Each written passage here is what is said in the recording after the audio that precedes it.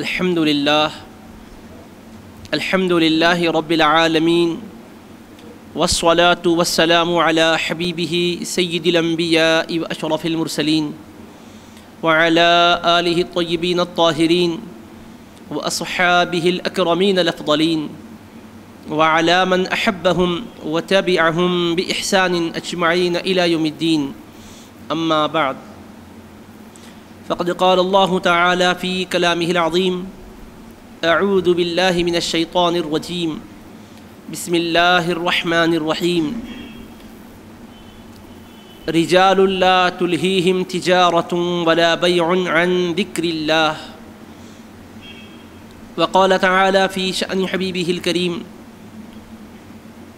إن الله وملائكته يصلون على النبي يا أيها الذين آمنوا صلوا عليه وسلموا تسليما. اللهم صل على سيدنا محمد وعلى آله وصحبه أفضل صلواتك وعدد معلوماتك وبارك وسلم.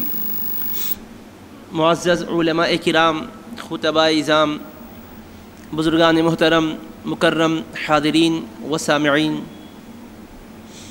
اللہ سبحانہ و تعالیٰ کا ارشاد مبارک ہے: رجال لا تلہیہم تجارۃ ولا بیع عن ذکر اللہ. اللہ تبارک و تعالیٰ کے کچھ ایسے بندے بھی ہیں کہ جنہیں تجارت اور خرید و فروخت اللہ تبارک و تعالیٰ کی یاد سے غافل نہیں بنا سکتی. اللہ تبارک و تعالیٰ کے ذکر میں وہ ایسے مشغول رہتے ہیں کہ کسی اور قسم کی مشغولیت انہیں ذکر خدا سے غافل نہیں بنا سکتی. اللہ تبارک و تعالیٰ کی یاد سے انہیں متکاسل نہیں بنا سکتی. ہمتاً وہ اللہ کی یاد میں مشغول رہتے ہیں. اللہ تبارک و تعالیٰ نے ان بندوں کی تعریف کی. پہلے سے فرمایا: فی بیوت اذن اللہ ان ترفع فی بیوت اذن اللہ ان ترفع ویذکر فیہا اسمہ یسبح لہ فیہا بالغدو والآصال. کہ یہ اللہ تبارک و تعالیٰ کے مقدس گھر ہیں کہ اللہ نے جن کے بارے میں حکم دیا ہے کہ انہیں بلند رکھا جائے. اللہ نے اپنے گھروں کی تعریف کی ہے، مساجد کی تعریف کی ہے. فی بیوت اذن اللہ ان ترفع، اللہ کے گھر ہیں کہ اللہ نے حکم فرمایا ہے کہ انہیں بلند رکھا جائے، ان کی عظمت کو دلوں میں بسا لیا جائے، ان کے رفیع الشان ہونے کے بارے میں اعتقاد رکھا جائے اور ایسا ہی معاملہ کیا جائے. اپنے گھروں کا احترام اور ادب بجا لانے کا ذکر کیا اور فرمایا کہ یہ اللہ کے گھر اس لیے ہیں وَيُذْكَرَ فِيهَا اسْمُهُ، کہ جن گھروں میں اللہ تبارک و تعالیٰ کا نام لیا جائے، اللہ کے نام سے گھروں کو آباد کیا جائے. پھر فرمایا يُسَبِّحُ لَهُ فِيهَا بِالْغُدُوِّ وَالْآصَالِ. اللہ تبارک و تعالیٰ کے گھروں میں، مساجد میں اللہ کے وہ بندے رہتے ہیں جو صبح و شام اللہ کی پاکیزگی بیان کرتے ہیں، اللہ تبارک و تعالیٰ کی پاکی بیان کرتے ہیں، اللہ تبارک و تعالیٰ کی تسبیح و تحلیل بیان کرتے ہیں. اللہ تبارک و تعالیٰ نے اپنے گھروں کا تعارف یہاں ایک اور انداز سے کیا. فرمایا: فی بیوت اذن اللہ ان ترفع ویذکر فیہا اسمہ، کہ یہ اللہ کے وہ گھر ہیں کہ جن کے بلند کیے جانے کا اللہ نے حکم فرمایا ہے اور ان میں اللہ کے نام کا ذکر کیا جائے اس کا حکم فرمایا ہے. اور ان گھروں میں صبح و شام اللہ کی پاکی بیان کیا کرتے ہیں. کون بیان کرتے ہیں؟ آگے فرمایا: رجال لا تلہیہم تجارۃ ولا بیع عن ذکر اللہ واقام الصلاۃ وایتاء الزکاۃ یخافون یوما تتقلب فیہ القلوب والابصار.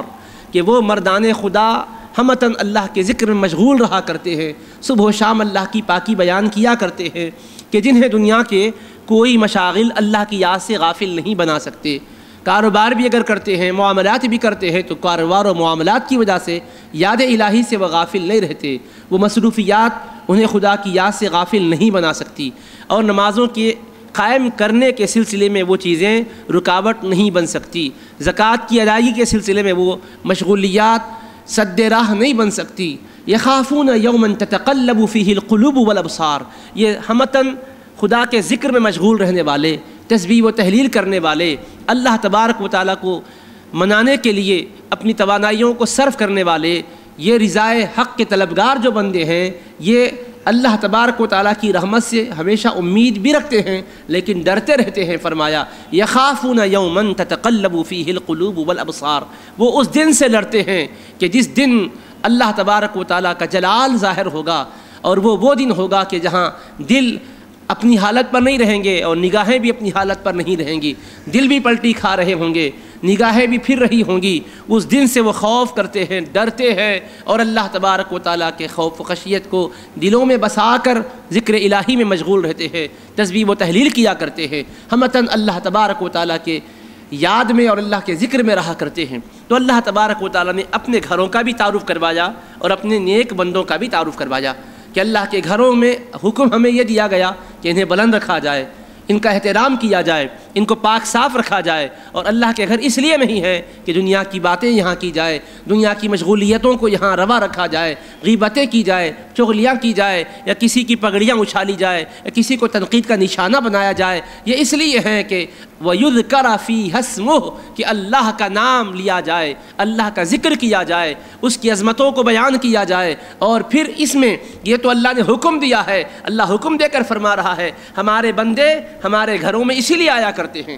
آگے فرمایا یسبح فیہا بالغدو والآصال، صبح میں، شام میں، دن میں، رات میں، مساجد میں، ہمارے گھروں میں ہمارے بندے ہماری تسبیح و تحلیل میں مصروف رہتے ہیں۔ صبح بھی آتے ہیں، شام بھی آتے ہیں، 5 وقتہ نمازوں کے لیے آیا کرتے ہیں، عبادتوں کے لیے آیا کرتے ہیں، تلاوت اور ذکر کا اہتمام کرتے ہیں۔ تو اللہ نے فرمایا کہ صرف مسجد کے اندر 24 گھنٹے تو بندہ نہیں رہ سکتا، باہر بھی جانا ہوتا ہے۔ اگر صبح و شام، دن و رات، آٹوں پہر اللہ کے گھر ہی میں بندہ پڑا رہے اور یہیں پر ذکر کرتا رہے، یہیں پر اعتکاف کی حالت میں ہر لمحہ رہے، تو ظاہر ہے کہ دیگر مشاغل بھی تو ہوں گے، دیگر مصروفیات بھی تو ہوں گے، بال بچوں کے حقوق ہوں گے، اہل و عیال کے حقوق ہوں گے، عزیز و اقربا کے حقوق ہوں گے، اور بھی دیگر خلق خدا کو رشد و ہدایت سے نوازنے سے متعلق کام ہوں گے، انہیں بھی سر انجام دینا ہوگا۔ تو اللہ نے فرمایا ہمارے بندے باہر بھی جاتے ہیں، کوئی دنیاوی مشغلہ اختیار کرتے ہیں تو دنیا میں کھپتے نہیں ہے، اس میں مصروف رہتے ہوئے بھی ہم سے ایسا تعلق رکھتے ہیں کہ وہ مصروفیت ہماری یاد سے انہیں غافل نہیں بنا سکتی، ذکر سے کبھی غافل نہیں رہتے وہ۔ تو ظاہر ہے کہ تجارت کر رہے ہیں، خرید و فروخت کر رہے ہیں، ملازمت کر رہے ہیں، معاملات کر رہے ہیں، تو اس وقت تو اللہ تبارک و تعالیٰ کا ذکر نہیں ہوگا۔ معاملات جب کسی سے کر رہے ہیں تو ان سے ہم گفتگو کریں گے، کہیں کام کر رہے ہیں تو اعضاء اس میں مصروف رہیں گے، اس وقت تو ہم کیسے ذکر کر پائیں گے؟ اللہ نے فرمایا کہ نہیں، ہیں ہمارے بندے وہ کہ جو ان مصروفیتوں کے باوجود ہمارے ذاکر ہی رہتے ہیں، ہمارا ذکر کرنے والے رہتے ہیں، ہماری پاکی بیان کرنے والے رہتے ہیں، ہماری عظمتیں بیان کرنے والے رہتے ہیں، وہ مصروفیات کے باوجود وہ ہمارے ذاکر ہوتے ہیں۔ اب آپ غور کیجئے، اللہ پاک نے جب یہ فرمایا تو عملی طور پر ہم اگر اپنا جائزہ لیں تو جس وقت ہم خرید و فروخت کر رہے ہیں لازماً اس وقت قرآن تو نہیں پڑھ سکتے، ذکر تو نہیں کر سکتے۔ جس وقت ہم ملازمت کر رہے ہیں، نوکری کر رہے ہیں، خدمت کر رہے ہیں، اپنی ڈیوٹی سر انجام دے رہے ہیں، اس وقت تو ہمیں وہ کام اپنا جو فریضہ ہے جس کے لیے ہم ملازم مقرر ہوئے وہ کرنا ہوگا۔ اس وقت ہم قرآن شریف لے کر تو نہیں بیٹھ سکتے، ہم ذکر کے لیے تسبیح لے کر تو نہیں بیٹھ سکتے۔ پھر کیا بات ہے کہ رب ذوالجلال نے فرمایا کہ تجارت بھی کر رہے ہیں، بے و شراء بھی کر رہے ہیں، معاملات بھی کر رہے ہیں، لین دین بھی چل رہا ہے، تب بھی ہمارا ذکر جاری ہے، ہمارے ذکر سے یہ ہمارے بندے غافل نہیں ہے۔ یہاں یہ فرمایا، اور سورہ آل عمران نے فرمایا الذین یذکرون اللہ قیاما وقعودا وعلی جنوبہم ویتفکرون فی خلق السماوات والارض، کہ میرے وہ بندے ہیں جو عقل و تمیز رکھنے والے ہیں، سوجھ بوجھ رکھنے والے ہیں، قدرت کی نشانیوں میں غور و فکر کرنے والے ہیں، جن کا معاملہ یہ ہے کھڑے ہو کر بھی ہمارا ذکر کرتے ہیں، بیٹھ کر بھی ہمارا ذکر کرتے ہیں، پہلوؤں کے بل لیٹتے ہیں، کروٹ بدلتے ہیں، تب بھی ہمارا ذکر کرتے ہیں، اور ہمیشہ آسمان و زمین کے تخلیق کے نظام میں غور و فکر کرتے ہیں، اور خالق کی قدرت کی نشانیاں اس میں سے وہ دیکھتے ہیں، اور عظمت باری تعالیٰ کا جلوہ ان کے دلوں پر ظاہر ہوتا ہے۔ یہ اللہ پاک نے فرمایا۔ تو عزیزان گرامی قدر، اس پر جب اللہ نے جب فرما دیا کہ ایسے بندے ہیں تو یقیناً اللہ کا کلام سچا ہے، یقیناً دھرتی پر ان کا وجود ضروری ہے۔ اگر وہ نہ ہوں گے تو قرآن مجید کی تکذیب لازم ہوگی، اور اللہ کا کلام سچا ہے، دنیا میں آج تک اس کی کوئی تکذیب نہیں کر سکا۔ انہوں نے بھی قرآن مجید کے سلسلے میں معارضے کے لیے مختلف تدبیریں کی، سازشیں کی، بالآخر وہ ناکام ہو کر رہ گئے۔ قرآن کا مثل نہیں لا سکے، نہ تو قرآن جیسا کلام لا سکے، نہ قرآن جیسی صورتیں لا سکے، نہ قرآن جیسی کوئی ایک آیت لا سکے، نہ کوئی ایک جملہ لا سکے۔ قرآن نے اپنی صداقت کا لوہا غیروں سے بھی منوا لیا ہے۔ تو عزیزان محترم، جب اللہ نے اپنے کلام بلاغت نظام میں یہ فرمایا کہ صبح و شام اللہ کا ذکر کرنے والے بندے ہیں، تو یقیناً ہونا ضروری ہے۔ تو اب ہم دیکھیں کون صالحین بندے ہیں، کس طرح سے وہ اس آیت کریمہ کا مصداق بنتے ہیں۔ ہم تو اپنے اعتبار سے نہیں سمجھ پا رہے ہیں کہ آدمی کاروبار بھی کر رہا ہو، خدا کا ذکر بھی کر رہا ہو، ملازمت بھی کر رہا ہو، قرآن کی تلاوت بھی کر رہا ہو۔ یہ تو نہیں ہو سکتا، بیک وقت آدمی دو کام تو نہیں کر پائے گا۔ لیکن عزیزان محترم، قرآن میں جب آیا ہے تو اہل اللہ نے، صالحین نے کلام اللہ کو سمجھا ہے اور اس پر عمل کیا ہے، عمل کر کے دنیا والوں کو دکھلایا ہے۔ وہ کس طرح سے؟ آج جس بابرکت ہستی کا ہم تذکرہ کر رہے ہیں، عارف باللہ حضرت سیدنا ابو البرکات سیدنا خلیل اللہ شاہ صاحب قبلہ نقشبندی مجددی قادری رحمۃ اللہ تعالی علیہ، جو حضرت سیدنا ابو الحسنات فخر المحدثین زبدۃ العارفین سید عبداللہ شاہ صاحب قبلہ نقشبندی مجددی قادری رحمۃ اللہ تعالی علیہ، محدث دکن کے شہزادہ اکبر بھی ہیں اور خلیفہ اول بھی ہیں اور ان کے جانشین اول ہیں، جن کی مبارک زندگی کو اگر ہم دیکھیں، ان کی زندگی سے متعلق ہم آگہی حاصل کریں تو عزیزان محترم، ان کی بابرکت زندگی ان آیات بینات کی عملی تصویر اور عملی تفسیر نظر آئے گی کہ صبح و شام بندہ کیسے اللہ کا ذکر کرتا ہے۔ تجارت بھی کر رہا ہے تو خدا کا ذکر ہو رہا ہے، لین دین بھی ہے تو خدا کا ذکر ہو رہا ہے، ملازمت بھی ہے تو خدا کا ذکر ہو رہا ہے۔ بتایا کہ خدا کا ذکر کیسے ہوتا ہے۔ اللہ تبارک و تعالیٰ کا ذکر صرف انسان زبان ہی سے نہیں کرتا، اس کو دل سے بھی خدا کا ذکر کرنا ہے۔ اللہ تبارک و تعالیٰ کی یاد دل میں اگر بسا لی جائے، قلب پر محنت کی جائے اور یہ دل کا لطیفہ جب روشن ہو جائے تو عزیزان محترم، حقیقت یہ ہمارے سامنے آ جائے گی کہ انسان کام کرتے ہوئے بھی اللہ کو یاد کر سکتا ہے، کام کرتے ہوئے بھی اللہ کا ذکر کر سکتا ہے۔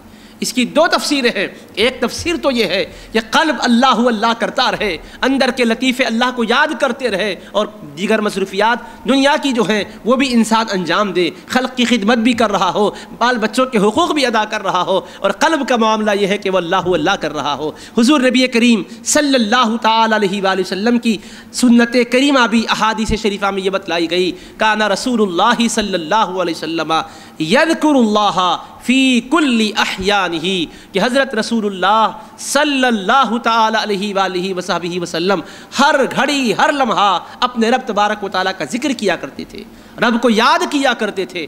حضور صلی اللہ علیہ وسلم کی مبارک حیات طیبہ کا ہر لحظہ، ہر لمحہ، ہر سانس، ہر نفس اس حدیث پاک کی روح سے ذکر خداوندی میں گزرتی تھی۔ اور قرآن میں اللہ نے فرمایا کہ ہمارے ذکر کرنے والے، ہماری یاد میں مشغول رہنے والے، ہماری طرف مصروف رہنے والے ہمارے وہ بندے ہیں کہ جنہیں دنیا کی کوئی مصروفیت ہماری یاد سے غافل نہیں کر سکتی۔ اور فرمایا سورہ کہف میں وَاصْبِرْ نَفْسَكَ مَعَ الَّذِينَ يَدْعُونَ رَبَّهُمْ بِالْغَدَاةِ وَالْعَشِيِّ يُرِيدُونَ وَجْهَهُ وَلَا تَعْدُ عَيْنَاكَ عَنْهُمْ تُرِيدُ زِينَةَ الْحَيَاةِ الدُّنْيَا وَلَا تُطِعْ مَنْ أَغْفَلْنَا قَلْبَهُ عَنْ ذِكْرِنَا وَاتَّبَعَ هَوَاهُ وَكَانَ أَمْرُهُ فُرُوطًا، کہ اپنے آپ کو ان مردان با خدا کی نشست میں رکھو، ان کی صحبت اور ہم نشینی میں رہو، اپنے آپ کو پیش کرو، اپنے آپ کو ان اللہ والوں کے ساتھ جوڑ لو جو صبح و شام اپنے رب کو پکارتے ہیں، صبح و شام رب کا ذکر کرتے ہیں، صبح و شام رب کی عبادت و بندگی میں رہتے ہیں۔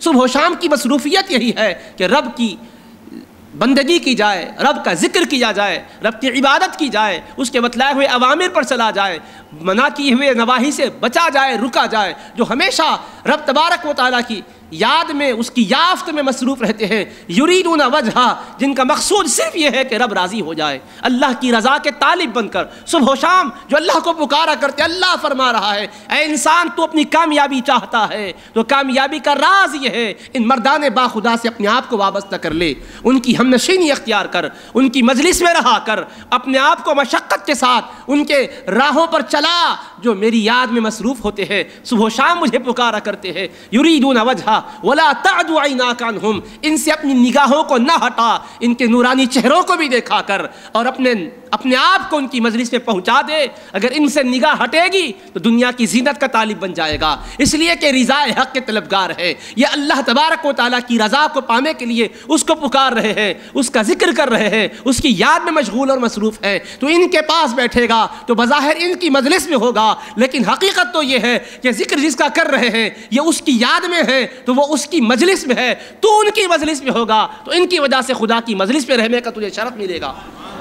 بارگاہ خداوندی میں تو حاضر رہنے والوں میں شمار تیرا ہوگا. اور صحیح بخاری میں حدیث پاک ہے، رسول پاک علیہ السلام نے فرمایا ان للہ ملائکۃ یطوفون فی الطرق یلتمسون اہل الذکر. اللہ کے نورانی فرشتے آسمان سے زمین پر اتر آتے ہیں اور مختلف مقامات پر گھومنے رہتے ہیں، تلاش کرتے ہیں. آسمان سے آنے والے فرشتوں سے پوچھو کہ روئے زمین پر آپ کیوں آئے ہو؟ تو جواب کیا ہوتا ہے؟ یلتمسون اہل الذکر. اللہ کے ذاکر بندوں کو ڈھونڈتے ہیں، تلاش کرتے ہیں. کہاں ہیں وہ بندے جو خدا کا ذکر کر رہے ہیں؟ خواہ وہ مسجد میں ہو، خواہ مدرسے میں ہو، خانقاہ میں ہو، آبادی میں ہو، بیابانوں میں ہو، صحراؤں میں ہو، جنگلوں میں ہو، سفر میں ہو، حضر میں ہو، خلوت میں ہو، جلوت میں ہو، بزم میں ہو، رزم میں ہو، خلوت اور انجمن جہاں جیسے بھی ہو، وہ ان بندوں کو ڈھونڈتے ہیں جو اللہ کو یاد کر رہے ہیں، اللہ کی طرف لو لگائے ہوئے بیٹھے ہوئے ہیں. جب وہ ان بندوں کو پا لیتے ہیں فَإِذَا وَجَدُوا قَوْمًا يَذْكُرُونَ اللَّهَ تنادوا. اللہ کے ذاکر بندوں کو جب پا لیتے ہیں تو پکارتے ہیں، ایک دوسرے کو ندا دیتے ہیں، ہلموا الی حاجتکم ہلموا الی بغیتکم. فرشتے آپس میں ایک دوسرے کو بلاتے ہیں، اے آسمان سے زمین پر اتر کر پہنچنے والوں، یہاں آ چکے، تم بھی اللہ والوں کو ڈھونڈ رہے ہو، ذاکرین کو ڈھونڈ رہے ہو، آؤ آؤ یہاں خدا کے بندے ہیں جو اللہ کا ذکر کر رہے ہیں یا اللہ کو پکار رہے ہیں، اللہ کی یاد میں یہاں مشغول بندے بیٹھے ہوئے ہیں، آؤ ہم بھی یہیں شریک ہو جائیں. رسول پاک علیہ السلام ارشاد فرماتے ہیں یہ ذکر کی مجلسیں اللہ والوں نے جو بپا کر رکھی ہے، جو ذاکر بن گئے، اوروں کو ذکر کا طریقہ سکھا رہے ہیں، دلوں کو اللہ کی یاد میں گرما رہے ہیں، ان کا مقام و مرتبہ میں اور آپ کیا بیان کر پائیں گے. رسول پاک علیہ السلام اپنے زبان مقدس سے فرما رہے ہیں کہ فرشتے عالم بالا سے آتے ہیں، انہی کے لیے آتے ہیں روئے زمین پر. اللہ عالم بالا سے فرشتوں کو بھیجتا ہے، اے میرا ذکر کرنے والو، اے میری تسبیح و تحلیل میں مشغول رہنے والو، اب روئے زمین پر جاؤ، جہاں میرے ذاکر بندوں کو پاؤ وہیں تم بھی شریک ہو جاؤ، ان کی مجلسوں میں تم پہنچ جاؤ. عزیزو، اس سے بڑھ کر بندے کے نصیب کیا ہو کہ بندہ رب کو پکار رہا ہے اور اس مجلس میں رب فرشتوں کو بھیج رہا ہے، اپنے نورانی بے گناہ مخلوق کو بھیج رہا ہے. جاؤ میرے پیارے بندوں پر میری رحمتوں کی برسات ہو رہی ہے، تم جاؤ شریک مجلس ہو جاؤ. وہ اہل ذکر کی مجلس میں آتے ہیں اور ان کے سر سے لے کر آسمان تک فرشتے سایہ فگن ہو جاتے ہیں، اور اللہ تبارک و تعالیٰ اپنا فضل و کرم کرتا ہے. ذکر کرنے والوں کو جو اللہ عظمتیں دیتا ہے، ان کی مجلس میں شریک ہونے والوں کو بھی اس کا صدقہ عطا فرماتا ہے. طویل حدیث پاک ہے، جب یہ فرشتے اہل ذکر سے ذکر سننے کے بعد، ذکر کی مجلس اختتام پر پہنچنے کے بعد اللہ کی بارگاہ میں پیش ہوتے ہیں تو رب العالمین فرماتا ہے اے میرے فرشتوں بتاؤ تم کہاں سے آ رہے ہو. اللہ کو تو معلوم ہے، وہ دانا و بینا ہے، سمیع و بصیر ہے، علیم و خبیر ہے، دلوں کی دھڑکنوں کو جاننے والا، دل کے رازوں کو جاننے والا. وہ اللہ تبارک و تعالیٰ جو آسمان کے ذرے ذرے کو جانتا ہے، زمین کے چپے چپے کو جانتا ہے، اور نہا خانے میں چھپی ہوئی چیزوں کو جاننے والا، اس کے علم سے کوئی چیز پوشیدہ تو نہیں ہے، پر پوچھتا ہے فَيَسْأَلُهُمْ رَبُّهُمْ وَهُوَ أَعْلَمُ بِهِمْ. ان کا رب ان سے پوچھتا ہے اپنے ان بندوں کے بارے میں جہاں سے وہ آ رہے ہیں، حالانکہ اللہ فرشتوں سے زیادہ ان بندوں کی حالت کو جانتا ہے. جانتے ہوئے پوچھتا ہے. کیوں پوچھتا ہے؟ اس لیے کہ بندوں نے زمین پر رب کا ذکر کیا. رب چاہتا ہے کہ میرے ذاکر بندوں کا میں ذکر فرشتوں کے درمیان کروں. یہ میرا ذکر یہاں کر رہے ہیں، میں ان کا ذکر عالم بالا میں فرماؤں. اللہ پاک پوچھتا ہے بتاؤ کہاں سے آ رہے ہو؟ عرض کرتے مولا تیرے ذاکر بندوں کے پاس سے آ رہے ہیں، تیرے ذکر میں بیٹھے ہوئے ہیں، تیری یاد میں مشغول ہے. اے اللہ ان کے پاس سے ہم آ رہے ہیں. تو رب العالمین ان سے پوچھتا ہے وہ میرے بندے جو میرے ذکر میں مشغول ہیں، جو میری یاد میں مصروف ہیں، جو مجھ کو منانے میں مصروف ہیں، کیا انہوں نے مجھ کو دیکھا ہے؟ حل راؤنی، کیا میرا جلوہ انہوں نے دیکھا ہے؟ میری تسبیح و تحلیل میں بیٹھے ہوئے ہیں، میری یاد میں بیٹھے ہوئے ہیں، یافت میں بیٹھے ہوئے ہیں، میری رضا کے طالب جو میرے بندے ہیں، بتاؤ کیا انہوں نے مجھ کو دیکھا ہے؟ حالانکہ اللہ بھی جانتا ہے کہ اس کا جواب کیا ہے. اللہ کو کیا نہیں معلوم، مگر پوچھتا ہے کیا انہوں نے مجھ کو دیکھا؟ فرشتے کہتے ہیں لا یا ربی ما رأوک، پروردگارا انہوں نے تجھ کو تو نہیں دیکھا ہے. پھر اللہ تبارک و تعالیٰ فرماتا ہے مجھ کو نہیں دیکھے ہیں پھر بھی میرا ذکر کر رہے ہیں، اگر میرا جلوہ دیکھ لیتے تو کیا کرتے؟ فرشتے عرض کرتے مولا نہیں دیکھے ہیں تو یہ شوق ہے، یہ ذوق ہے، یہ تڑپ ہے، یہ جذبہ ہے، دیکھ لیں گے تو اس میں اور اضافہ ہو جائے گا، جلوہ جب آشکار ہو جائے گا تو مولا اور ذکر میں ازدیاد و اضافہ کریں گے، تسبیح و تحلیل کے کلمات میں اور اضافہ کریں گے، اور مزید شوق کی آگ بھڑکے گی، جذبے سے لبریز دلوں کے ساتھ پھر تیری طرف ہمیشہ کے لیے مشغول رہیں گے۔ اللہ تبارک و تعالیٰ فرماتا ہے میرے ان بندوں سے تم نے جو ذکر سنا ہے یہ بتاؤ کیا میرے بندے مانگ کیا رہے تھے، ان کے دل میں تمنا کیا تھی، کس چیز کی درخواست کر رہے تھے؟ فرشتے کہتے ہیں مولا جنت جہاں آنے سے تیری رضا ملتی ہے۔ جنت کے تعلق سے ایک غلط فہمی ہے، بعض لوگ کہتے ہیں ہمیں جنت سے کیا مطلب، ایسا نہیں بولنا چاہیے۔ جن بزرگوں کے بارے میں، جن مقربین کے بارے میں اس طرح کے کوئی کلمات اگر آئے ہیں کہ ہم جنت کے طالب نہیں ہیں، ہم تو صرف رب کے طالب ہیں، تو وہ ایک خاص پس منظر میں بات ہے، اس کو سامنے رکھ کر بعض لوگ بے باکی سے جنت کا انکار کر بیٹھ رہے ہیں۔ ہمیں جنت سے کوئی مطلب نہیں ہے، ہم کو تو اللہ سے مطلب ہے۔ تو سوال یہ ہے کہ جنت میں اللہ کس کو ڈالے گا؟ جس کو قبول کرے گا انہی کو تو ڈالے گا نا۔ جنت بنایا ہی اللہ تعالیٰ ان لوگوں کے لیے ہے جن کو وہ چاہتا ہے، جن کو پسند کرتا ہے، جن کی عبادت قلوب ہے، قبول ہوئی انہی کے لیے تو وہ رہنے کا مقام اللہ نے بنایا ہے۔ اللہ اپنا دیدار جن کو کرانا چاہتا ہے انہی کو تو جنت پہ پہنچائے گا۔ ایسا تو نہیں ہے کہ جن کو دیدار کرانا چاہتا ہے ان کے لیے کوئی اور مقام بنایا ہو۔ دنیا تو فنا ہونے والی ہے، اس دنیا کے فنا ہونے کے بعد یا تو جنت ہوگی یا تو دوزخ ہوگی۔ قرآن کا فیصلہ ہے فریق فی الجنہ و فریق فی السعیر، ایک گروہ جنت میں جائے گا تو ایک گروہ دوزخ میں جائے گا، دو ہی مقام ہے، اس کے سوا کوئی تیسرا مقام تو اس دنیا کے فنا ہونے کے بعد نہیں ہے۔ تو لہٰذا یہ غلط فہمی میں ہرگز نہیں رہنا چاہیے کہ جنت کی ہم کو کیا طلب ہے، ہمیں جنت سے کیا غرض ہے، نہیں، بہت بڑی بے باکی کی بات ہوگی۔ ہمارے حبیب پاک علیہ السلام نے تو ہمیں جنت کا شوق دلایا ہے۔ حضور پاک علیہ السلام اعمال خیر بتا کے فرمائے جو یہ عمل کرے گا اس کو جنت ملے گی، جو یہ نیکی کرے گا اس کو جنت ملے گی، جو یہ نیکی کرے گا جنت میں یہ درجہ ملے گا۔ تو رسول پاک علیہ السلام نے تو جنت کی طرف رغبت دلائی ہے۔ اللہ پاک نے تو جنت کا اپنے نیک بندوں کے لیے وعدہ کیا ہے، فلہم جنات الفردوس کا وعدہ کیا، جنات کا وعدہ کیا، باغوں کا وعدہ کیا ہے۔ تو وہ اللہ کی رضا کا مقام ہے، اللہ کی رحمت کو پانے کا مقام ہے۔ اور حضور پاک علیہ السلام بھی اس دنیا کے فنا ہونے کے بعد جنت ہی میں ہوں گے، انبیاء جنت میں ہوں گے، اولیاء جنت میں ہوں گے، صلحاء جنت میں ہوں گے۔ اگر ہم کو اس سے مطلب نہیں ہے تو پھر ہم کہاں بسنا چاہتے ہیں؟ وہ مجذوب قسم کے لوگوں کی بات الگ ہوتی ہے، جن کو اپنے وجود سے کوئی غرض نہیں ہے، بالکل الگ کیفیت ہے، محویت ہے، استغراق ہے، ان کے اوپر کوئی کیفیت اور کوئی حالت طاری ہوئی ہے، تو اس حالت کو دلیل بنا کر ہر آدمی اس سے استفادہ نہیں کر سکتا، اس کو خاص حالات میں ہی سمجھنا ہوگا۔ اس لیے کہ بعض اشعار میں بھی بعض لوگ ایسے مضامین کو لاتے ہیں، ایسا نہیں لانا چاہیے۔ جنت حضور نبی کریم صلی اللہ علیہ وسلم نے وعدے کا مقام بتایا ہے۔ قرآن نے فرمایا وَبَشِّرِ الَّذِينَ آمَنُوا وَعَمِلُوا الصَّالِحَاتِ أَنَّ لَهُمْ جَنَّاتٍ تَجْرِي مِن تَحْتِهَا الْأَنْهَارُ، اے میرے محبوب ایمان لانے والے نیک عمل کرنے والے بندوں کو خوشخبری دیجئے، ان کے لیے جنت کے باغات ہیں جس کے نیچے نہریں رواں دواں ہیں۔ تو اللہ تبارک و تعالیٰ نے تو جنت کے وعدے فرمائے ہیں۔ تو الغرض عزیزان گرامی قدر، اللہ فرشتوں سے پوچھتا ہے میرے فرشتوں یہ کیا مانگ رہے تھے؟ تو فرشتے کہتے ہیں مولا تجھ سے جنت مانگ رہے تھے۔ پھر اللہ فرماتا ہے کیا انہوں نے جنت کو دیکھا ہے، کیا جنت کی نعمتوں کو دیکھا ہے؟ تو کہتے نہیں مولا، نہ جنت کو دیکھا نہ جنت کی نعمتوں کو دیکھا ہے۔ پھر اللہ فرماتا ہے اگر جنت کو اپنی آنکھوں سے یہ دیکھ لیتے تو ان کے مانگنے کا انداز کیا ہوتا؟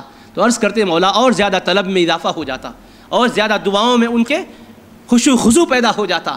تو اللہ پاک فرماتا ہے اچھا یہ بتاؤ کہ وہ ڈر کس سے رہے تھے، خوف کس چیز کا تھا، کس سے ڈر رہے تھے، کس چیز سے وہ خوف کھا رہے تھے؟ تو کہتے مولا جہنم اور دوزخ سے ڈر رہے تھے، جس کے بارے میں قرآن مجید میں وعیدیں آئی ہے، اور نیک بندوں کو جنت پہ پہنچانے کا جیسا وعدہ ہے، بدی کرنے والوں کو، بغاوت کرنے والوں کو، انکار اور تکذیب کرنے والوں کو جہنم میں پہنچانے کا اللہ نے ذکر کیا اور تنبیہ فرمائی، وعید بیان کی ہے، اس سے وہ ڈر رہے تھے۔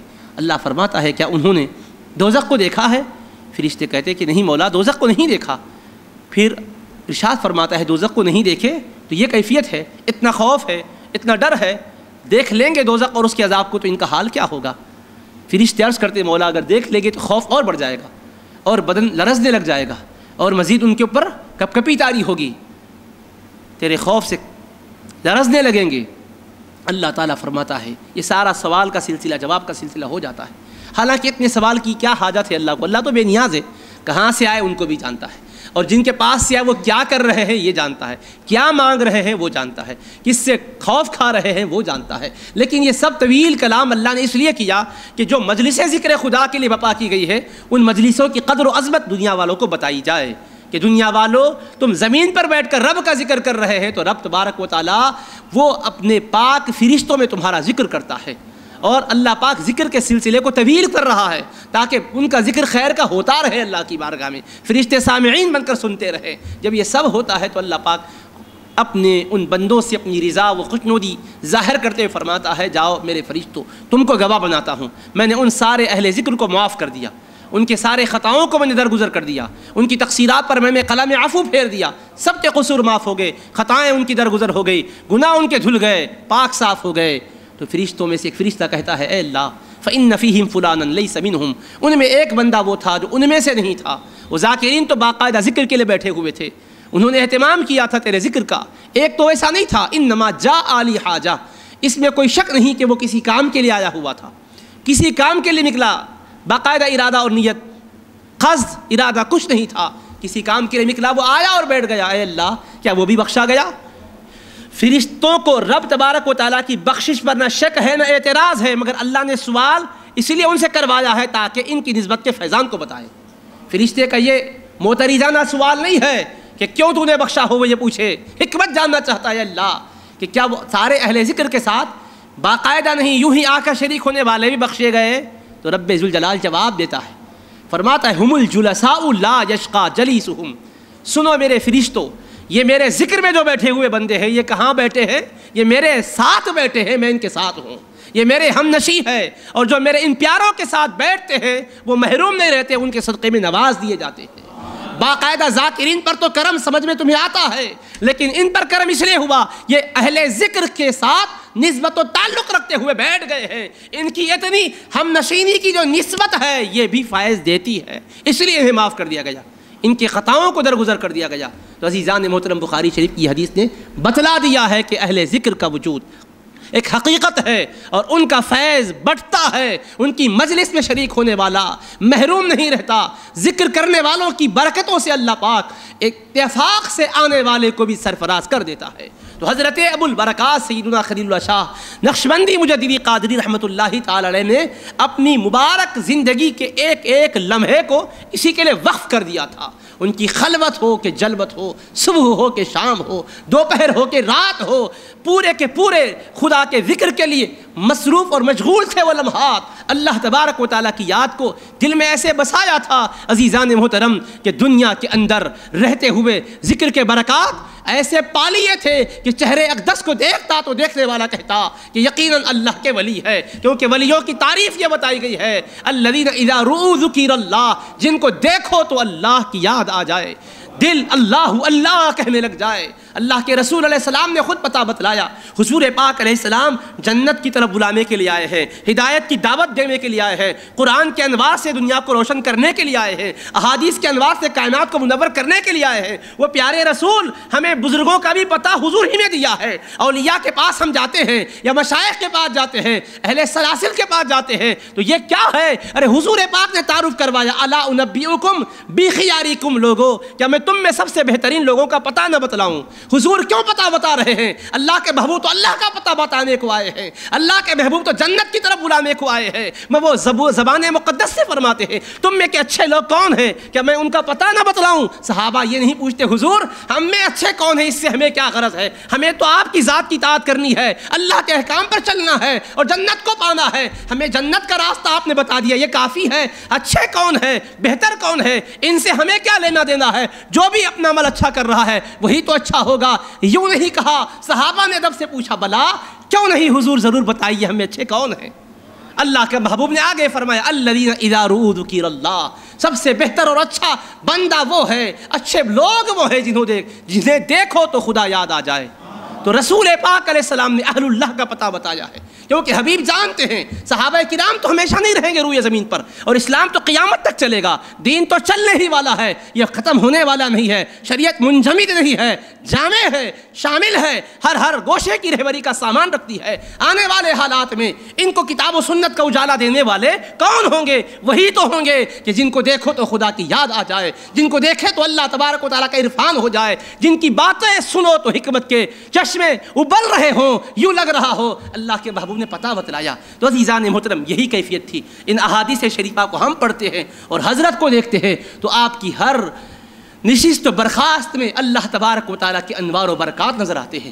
آپ کے چہرے مبارک کے انوار کے سلسلے میں ایک بات عرض کروں، ہمارے مولانا سید شہید حسین شہید اللہ بشیر نقشبندی مجددی قادری مدد اللہ العالی، جن کے بیان کے مطابق ایک بات آپ سے عرض کر رہا ہوں کہ ان کے گھر حضرت تشریف لائے تھے۔ ایسے متعدد واقعات ہیں، لیکن ایک واقعہ چہرے کے انوار و برکات کے سلسلے میں آپ کی خدمت پیش کر رہا ہوں۔ تشریف لائے، اتفاق سے لائٹ چلے گئی، اور اس وقت اتنی سہولتیں نہیں تھی گھر کے اندر کہ لائٹ چلے گی تو فوراً کوئی نظم ہو جائے، ٹمٹماتے چراغ ہوا کرتے تھے۔ تو بہرحال لائٹ چلے گئی، اب چراغ لگانا ہی چاہتے تھے کہ سارے کے سارے اہل مجلس نے دیکھا حضرت کے چہرے مبارک حضرت بیٹھے ہوئے، ایسا نور نکل رہا ہے کہ پورا گھر روشن ہے۔ بظاہر کوئی لائٹ لگائی نہیں گئی ہے، لائٹ چلے گئی۔ اللہ پاک اللہ جانتا ہے اس کی حکمتوں کو، لائٹ کا چلا جانا یہ بھی امر قضا ہے، اور اس وقت فوراً چراغ کا نہ لگ جانا یہ بھی امر قضا ہے۔ اللہ تبارک و تعالیٰ نے ظاہر کیا کہ میرے محبوب جو نور ہیں، تم نے پڑھا اور سنا ہے کہ میرے حبیب پاک علیہ السلام اندھیروں سے گزرتے تو اندھیرے روشنیوں میں بدل جاتے تھے۔ یہ میرے محبوب کے نور کی خیرات بٹ رہی ہے اور اللہ کے نیک بندوں کو مل رہی ہے، صالحین کو۔ حضرت کے چہرے مبارک سے ایسے انوار ظاہر ہو رہے، بس چہرے مبارک کو سب دیکھتے رہ گئے۔ اتنے میں ایمرجنسی لائٹ کہیں پڑوسی کے پاس سے لائی گئی۔ جب وہ اس کو لگانا چاہ رہے تھے تو ہر کوئی اہل مجلس میں یہی کہہ رہا تھا کہ اب ضرورت ہی کیا، ایک عجیب کیفیت ہے، ایک نور ہے۔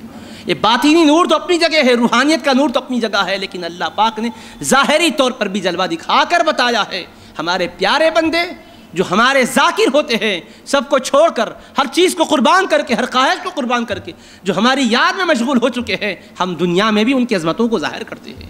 یہ ظاہری اجالے، یہ مادی اجالے ہے، حقیقت میں اجالے تو یہ روحانیت ہی کے اجالے ہیں، حقیقی انوار تو یہ روحانیت کے قربت کے انوار ہے۔ تو عزیزان محترم، ایسی ذات گرامی، ابتدا ہی سے حضرت کی طبیعت مبارکہ نہایت ہی تقویٰ اور طہارت کی جامع طبیعت مبارکہ تھی۔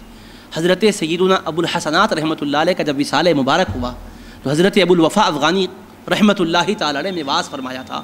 ان کے واعظ مبارک میں جو کچھ انہوں نے فرمایا تھا اس کو حضرت علامہ ڈاکٹر ابو الفدا محمد عبد الستار خان صاحب قبلہ نقشبندی مجددی قادری رحمۃ اللہ علیہ، جو محدث دکن کے خلیفہ خاص گزرے ہیں، جنہوں نے اپنی کتاب تذکرہ محدث دکن میں بیان کیا کہ حضرت ابو الوفا افغانی رحمۃ اللہ علیہ جو ثانی امام اعظم کہلاتے تھے، فقہ حنفی کے عظیم ترین عالم ربانی تھے، انہوں نے فرمایا کہ حضرت ابو البرکات رحمۃ اللہ تعالی علیہ اپنے والد بزرگوار کے حقیقی جانشین ہیں۔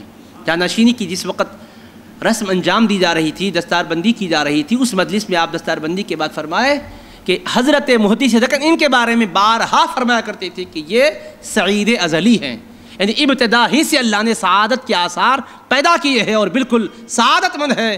یہ محنت اور کسب سے کسی کو اللہ نعمت دیتا ہے، کسی کو اپنے کرم سے چن کر بھیجتا ہے۔ تو حضرت نے بارہا ان کے بارے میں فرمایا کہ ابو البرکات سعید ازلی ہے، یعنی ازلی طور پر ابتدا ہی سے سعادت مند اور بخت آور ہے، خوش نصیب ہے، رب ذوالجلال نے سعادت کے خزانے عطا فرمائے ہیں۔ پھر آپ کی طبیعت مبارکہ حلم، بردباری، زہد، قناعت، دنیا سے بے رغبتی، خدا کا خوف، خدا ترسی اور عفو و درگزر، خاکساری و عاجزی، یہ سارے کے سارے صفات جمیلہ کے اپنے اندر جواہر رکھا کرتی تھی۔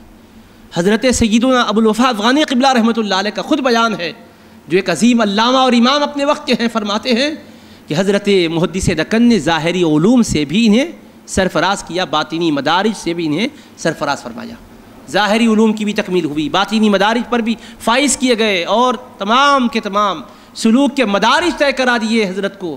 اور حالت یہ تھا کہ حضرت پر جذب کا غلبہ رہتا تھا، محویت، استغراق کی کیفیت میں ہمیشہ رہا کرتے تھے۔ ذکر خداوندی میں اس قدر سرشاری رہتی کہ جیسا کہ کسی نے کہا ہے، دو عالم سے کرتی ہے بیگانہ دل کو، دو عالم سے کرتی ہے بیگانہ دل کو، عجب چیز ہے لذت آشنائی۔ تو وہ قربت اور وہ معرفت کی لذت جب ملتی ہے تو آدمی دو عالم سے، دو جہاں سے بے نیاز ہو جاتا ہے، بیگانہ ہو جاتا ہے، سب میں رہ کر بھی اکیلا رہتا ہے۔ تو یہ کیفیت حضرت سیدنا ابو البرکات رحمۃ اللہ تعالی علیہ کی، جذب کا غلبہ اور سلوک کے منازل۔